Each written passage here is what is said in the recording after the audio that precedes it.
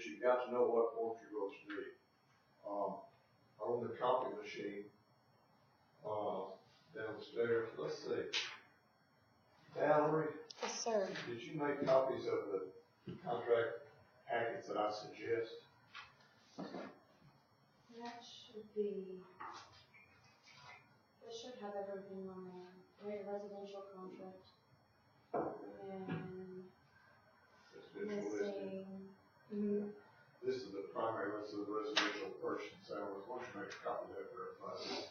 These are the forms that we suggest that you use. Now, obviously, if you're going out to sell or work with a buyer that's qualified to do a house, FHA or VA, you're going to need the FHA, VA addendum for the purchase and sale agreement.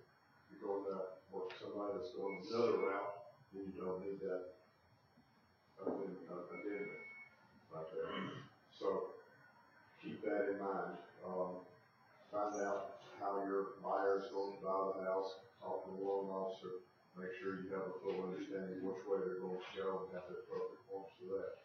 So a lot of times you'll see a good listing agent will have on MLS, will have a lot of forms signed by the sellers already on there. The property disclosure form, they'll have a confirmation of agency status form already on there signed, and other documents that they may deem appropriate. Okay, so that saves you some time on having to deal with that. If they don't, you may have to generate it. I had one agent come to me this week. You know, we talked about it at the sales meeting. Okay, well, I know you can't come to sales meetings. That's a hard thing for you. But at the sales meeting, multiple offers are a real problem right now because of the shortage of listings. So a lot of times, some listing agents with some companies are less than ethical in the way they do their business. And this can be a real problem. This agent did all she could do to get in to show a house that was forthcoming soon. So by the time the agent finally let her in there to show it, oh, I'm sorry, we got a contract on it. So was it a signed, binding contract? No, it's in negotiations, but it looks good, you know. So I want to get my offer in. We said, oh, okay, well, I guess you can send it. But she doesn't think she ever presented it because she got the other offer through. And, you know, it's just a lot of hassle and everything on MLS. When it finally popped up on MLS, they did not have the property condition disclosure, which is required. So you've got to remember things like that. If there is no property condition disclosure available to you for your buyer to review when he's signing the purchase and sale agreement, you need to put something in the purchase and sale agreement that it's contingent upon the buyers reviewing, approving, and signing the Tennessee Residential Property Disclosure Form. Very important document. Very important document. Unless, you know, of course, it's a situation where it's a new home, where they're exempt, or if it's an auction property, or if it's a foreclosure, and the other exemptions that are on there. So that's another class on the test sheet and all that. Does everybody have a copy of the packets that she gave you out there? Just suggested. There's others.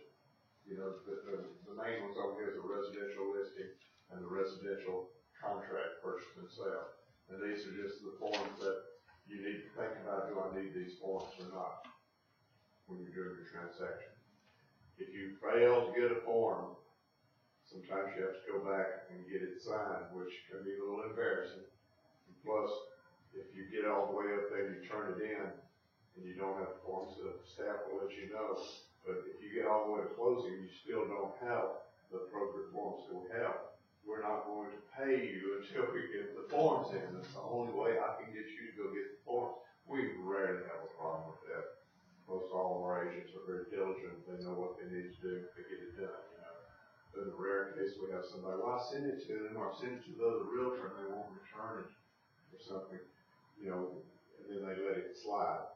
So we can't do it. The state audits our files accordingly every now and then, and when they pull the file, it's got to have the appropriate forms in there that are due for that transaction. Things have to be signed, and the timeline has to be in order. such as things they look at like, when was the earnest money, delivered, when was the earnest money deposited, how was the earnest money handled? So, very important stuff. Before I get started, I know a lot of y'all are new and don't know each other. I'm gonna start with Becky and let her introduce herself. You can tell how long you've been in the business, how long you've been licensed, anything that you'd like to say, Becky. We'll just go right around the room. Becky Lanier. I used to be a realtor years ago, and we moved out of state. So I didn't do it in Mississippi, and then Michigan, and then back to Tennessee finally. So I decided I was going to get back in real estate. Actually, I was a realtor like 7 years, 7.5, something like that, before. So I've been back now for about 2 months. Cool. I'm Melanie King. I have only been licensed for 2 months. So I'm excited. Good. Hi, I'm Chelsea. I've been here for 4 months now. I think it's going on 5. And I love it so far. I'm learning a lot. So. I'm Christy Wells. I've had my license since March or April. I can't remember. Everything's going so fast. My brain is being overloaded with information right now. Well, I'm Bill Abraham. I've been licensed since April, and it was going slow, but in the last couple of weeks, I just had Kayson help me the other day fill out a listing agreement, send it off to the guy waiting on it to come back, and that lady, she gave me her letter to approve for financing, so I'm helping her find a house. So Hey. Cool. as long as she, every time she's from out of town. So the worst part is every time she says, I'll send her something, she'll say, this looks good, and I'll look like it, yeah, and I'll send her contract. Yeah. So, yeah. They will learn after a while. Real quick, so she's coming, I told her when you're coming in Saturday, there's 2 homes and, bring a checkbook. Because Yeah. we're not gonna be around. I'm Amy Bird. I'm new. I got my license in June. Still learning a lot and excited to get started. I'm Gabriel Fancher. I think I'm licensed yesterday or something like that. There's a lot to learn.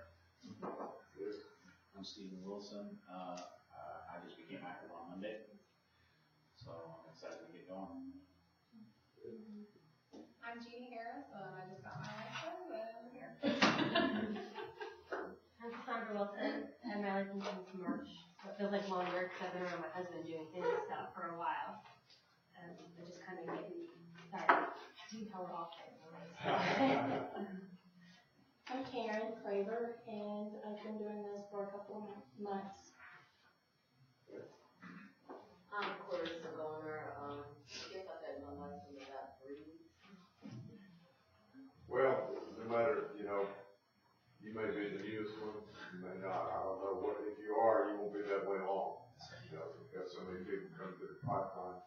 I want to encourage all of you guys to make sure you have my phone number, my cell phone number, Valerie's cell phone number, Lucky's cell phone number in your phone. I would tell you put Jimmy's in there, but he didn't answer that much. So, but put our number